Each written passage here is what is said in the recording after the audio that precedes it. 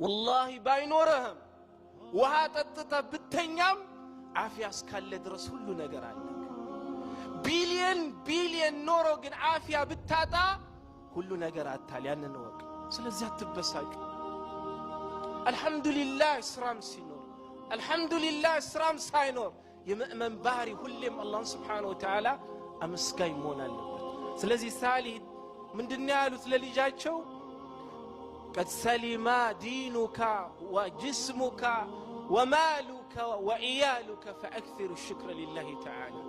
الله بدينك اسكال فنتنا درس بدينا اسكال فتنا درس يسطهن ነገር ወስዶ ማለት ነው اسكال ነስ ያኒ اسكال ወሰደበ ድረስ በሰጠህ ቤተሰብ اسكال ፈተነ ድረስ الله ሁሉን ነገር ሰጥቶካል ትልቁ ፈተና ታውቃላችሁ በዲን መፈተን በዲን ተፈትነናል አልተፈተንም الحمد لله